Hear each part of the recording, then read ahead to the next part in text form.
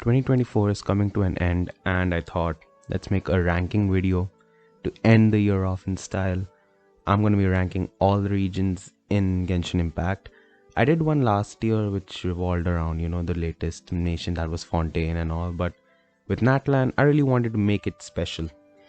So, like the previous video, I will not include the summer maps or the chasm or any extra regions that have been released. I will not include Incanomia or the underground stuff in Fontaine and all, the entirely underwater part, the Rumeria map. But I'll just take into consideration the open world that is presented to us. So right off the bat, 6 regions we have. The 6th region is unfortunately Mondstadt. So Mondstadt is barren. Let's be honest. People love Mondstadt. I love Mondstadt. Mondstadt feels like home. It's the first region that you enter when you begin Genshin Impact. It just grows on you. It tells you that this is a game. This is a fantasy game.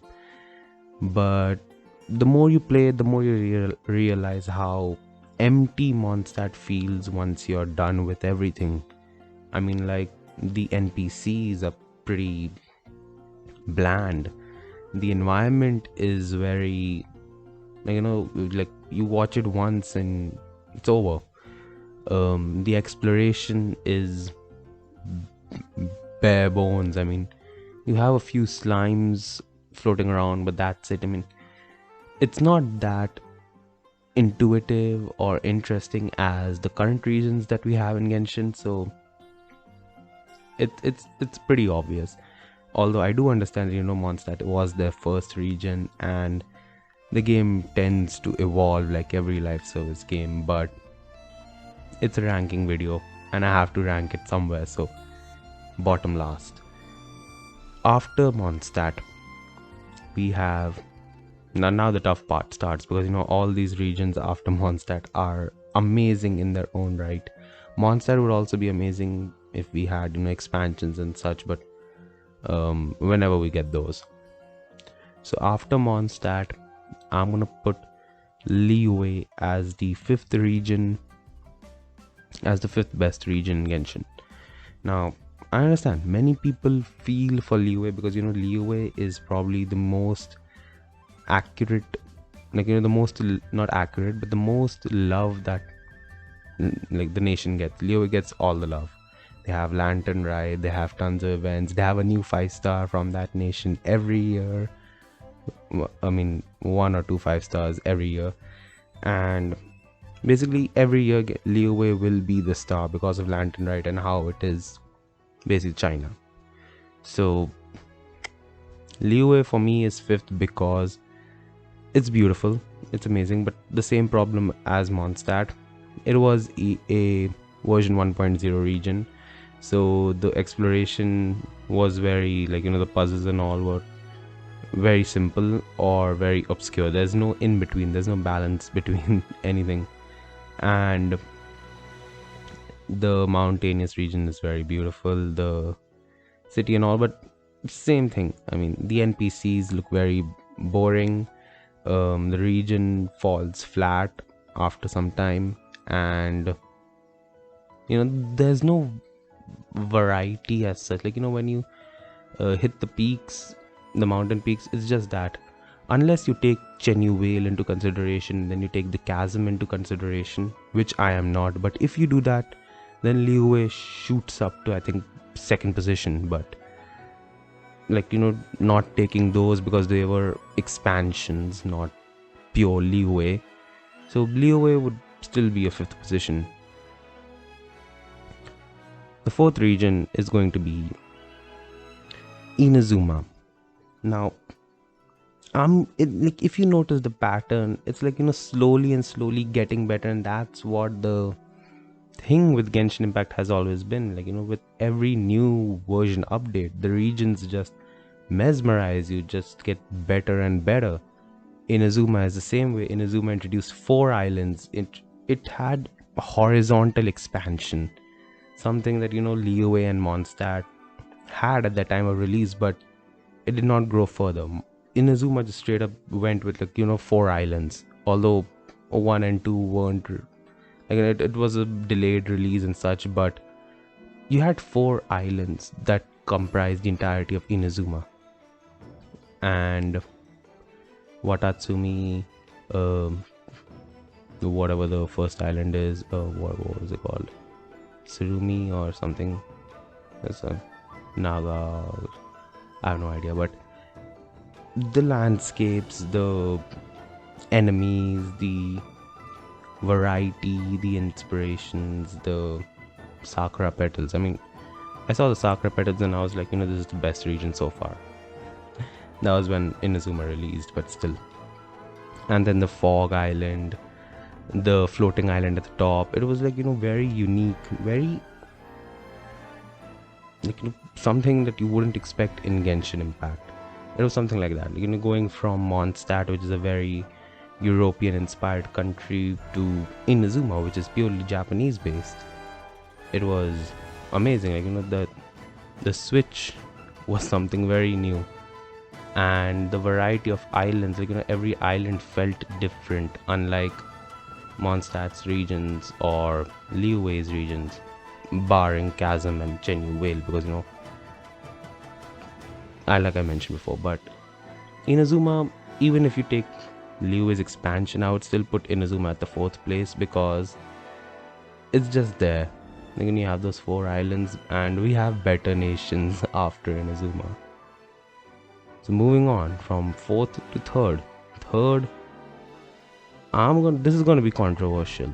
I can 100% say it that this is going to be a controversial opinion, but on 3rd position I would put Fontaine. Now, when Fontaine released, I wasn't mesmerized like majority of Twitter was, a majority of the people were. Fontaine was good. Fontaine is a good region. It is very fun to explore. I felt that with Fontaine, they went with the verticality exploration concept rather than the horizontal exploration. So you have Inazuma, which is horizontal. You have Sumeru, which is horizontal and vertical. But then you have Fontaine, which is purely vertical, because you had this small map, and then you had this underground map, which is underwater. So I felt that they went the cyberpunk route with focusing on vertical exploration rather than horizontal stuff. And for the most part, it was good. It was very good, because the underwater gameplay was fabulous. The architecture of Fontaine was very reminiscent of the European ages, most notably the British and the French era, and it still felt like an extension of Mondstadt to some extent. They're cousins basically, Fontaine and Mondstadt cultures. And we had new species, Melusines, we had mechas, we had underwater wildlife, the Fortress of Meropide, we had the Research Institute, the forests and all. So overall, it was a good variety in Fontaine, and with underwater exploration was just cherry on the top. But still for me, it's still at the 3rd spot, because the current 2 regions are I just found them to be much more better. Personal opinion, just stating it. So coming to 2nd. Now 2nd and 1st, I would say that it's a very close tie. These 2 regions are very close to each other. But if I had to put a position, if I had to put a number on it, I would say 2nd is Natlan. Now, I know many people hate Natlan. They don't like the exploration, they don't like the tribal structure, they don't like the graffiti art, they don't like how it just feels very un-Genshin-y. It just feels, Natlan does not feel like it's a part of Genshin. And while majority of the people hate that, that's one thing that I absolutely love about it. That's one thing that I love about Natlan, is that it does not feel like I'm stuck playing a medieval fantasy video game. It feels like I'm playing a video game that has different cultures, different what should I say, landscape, different variety. It's not like, you know, you have this one game where everything just looks similar. You have different, like, you know, barely different stuff, but it's all in the same vein.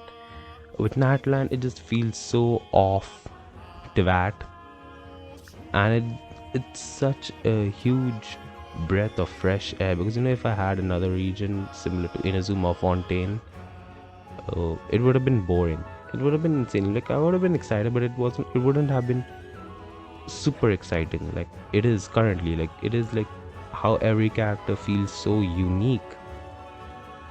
So, and also the exploration in Natlan is just insanely well done. I mean, it's even better than Fontaine or Sumeru. With, you know, you have saurians.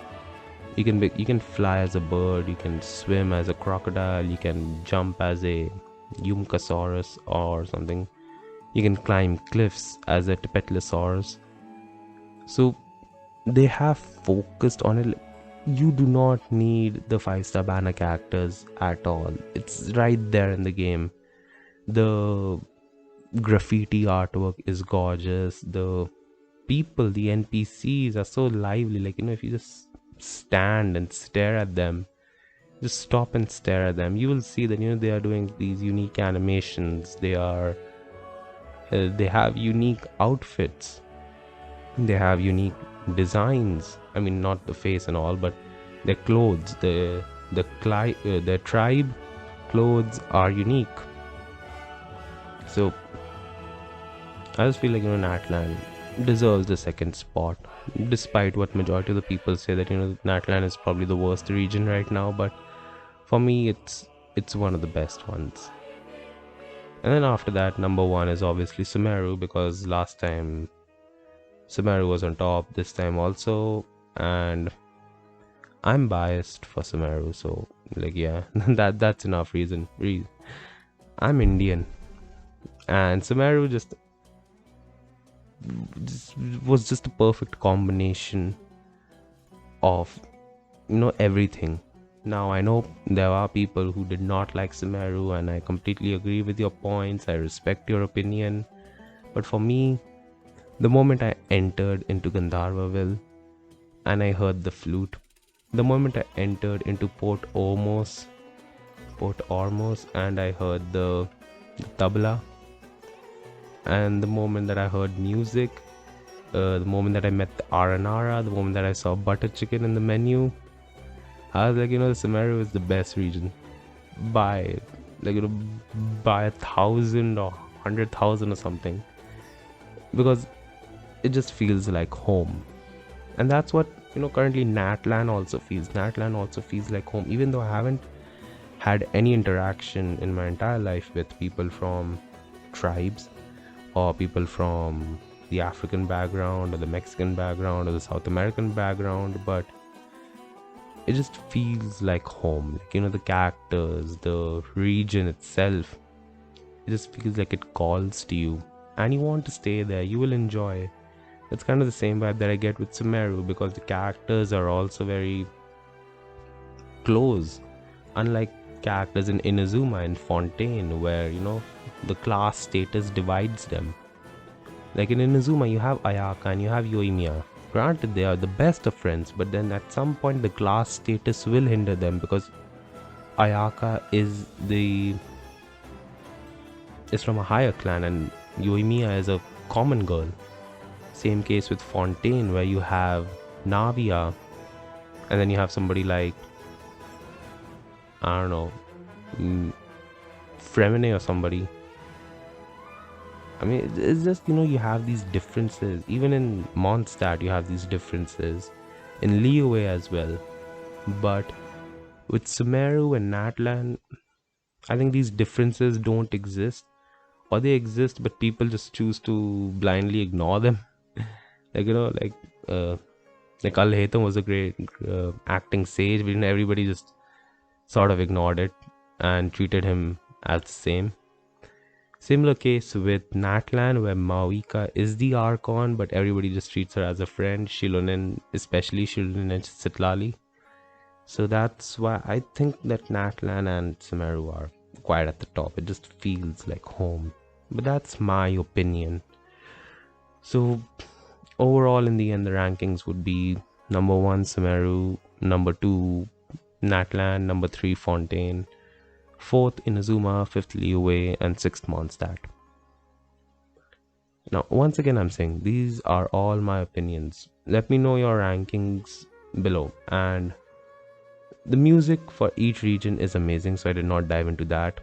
The characters for each region are amazing, so I did not dive into that. And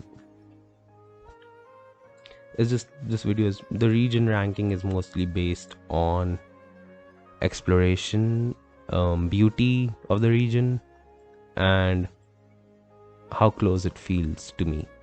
So like, it's kind of like an opinion of sorts. But let me know your rankings in the comments below. I would like to know what your favorite region is. And wishing you a happy 2025. And I hope you get Maoika and Sitlali, because everybody's gonna pull for them on the 1st. So yeah. Till then, thanks for watching. Please subscribe to the channel and have a great day. Goodbye.